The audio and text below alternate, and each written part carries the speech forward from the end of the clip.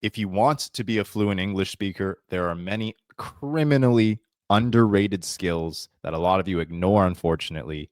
And one of them is small talk.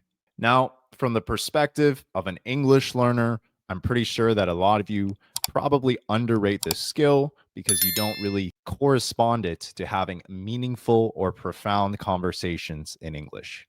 But don't be fooled or confused because small talk is, in fact, a very important skill, especially if you want to be able to use your English for work purposes, professional work purposes, or even just social interactions. This goes beyond just the technicalities of the English language. This is actually a culture thing, too, because in most cultures where English is the first language, small talk is essential if you want to build a deeper connection and relate more to the person who you're trying to build a relationship with, whether that relationship is professional or whether it's personal.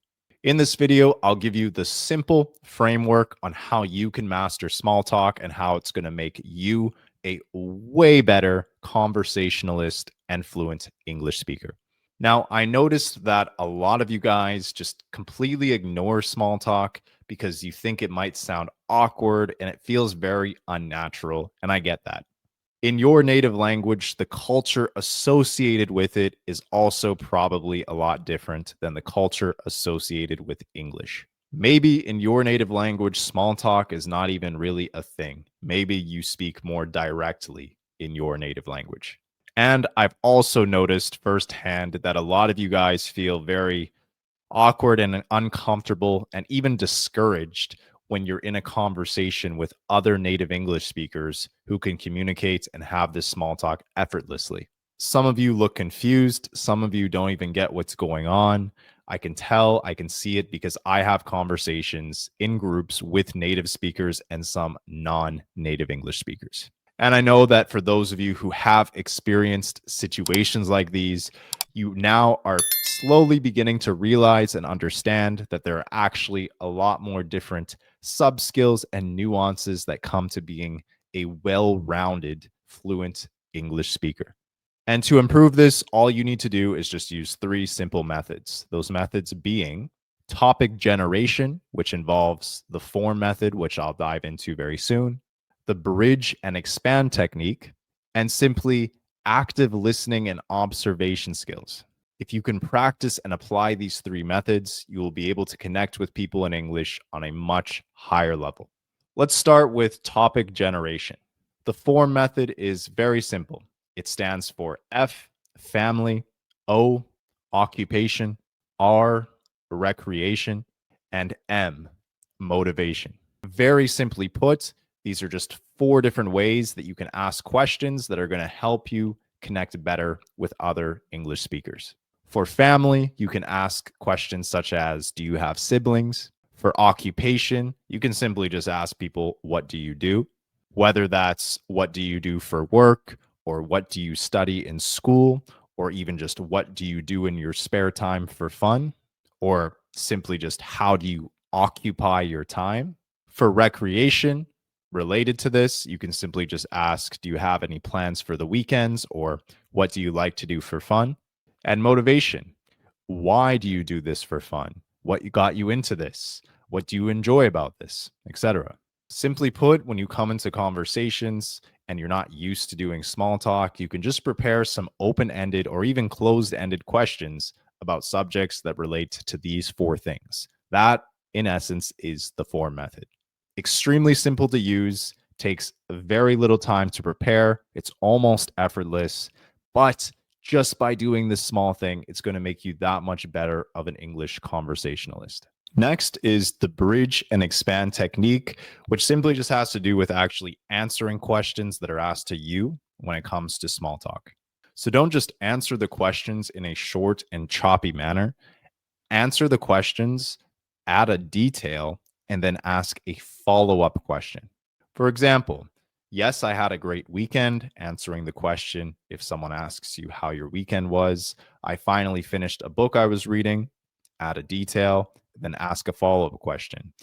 Is there anything that you've read lately that you found interesting? This is just an example off the top of my head.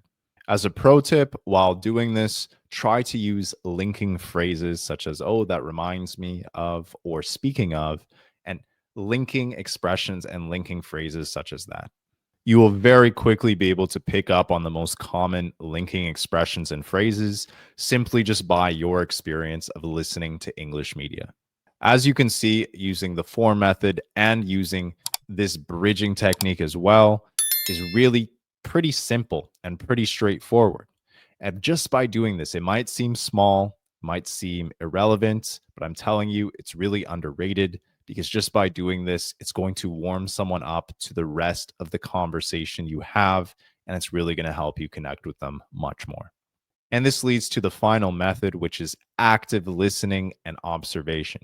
This goes beyond basic technicalities about learning the English language. This ties into the actual social nuances that are directly associated with the English language and the cultures associated with the English language.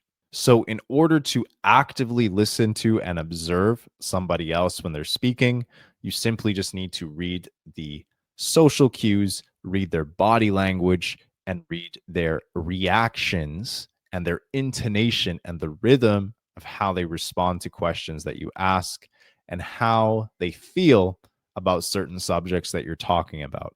For an example, if you noticed that they are not very interested in talking about the weather, but they are very interested in talking about sports, then you can simply talk more about sports and less about weather. This is the simplest way I could put this.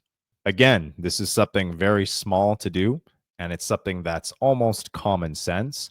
Maybe not for all cultures and all of you who are watching this video, but for a lot of you, you shouldn't have an issue picking up on this.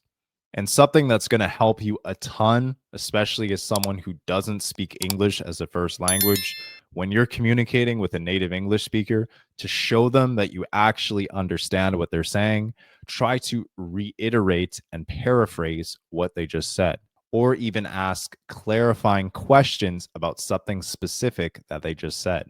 So, for example, if I say that I like the New York Knicks basketball team, you can say, oh, you like the New York Knicks. Which players are your favorite? Or something along the lines of that. But simply by reiterating what they said and then asking clarifying questions or follow up questions after they said it clearly shows that you are listening to what they are saying. That was a very short example, but when someone is speaking for longer periods of time, it can really help reassure them that you understood what they said just by reiterating the main points of what they said.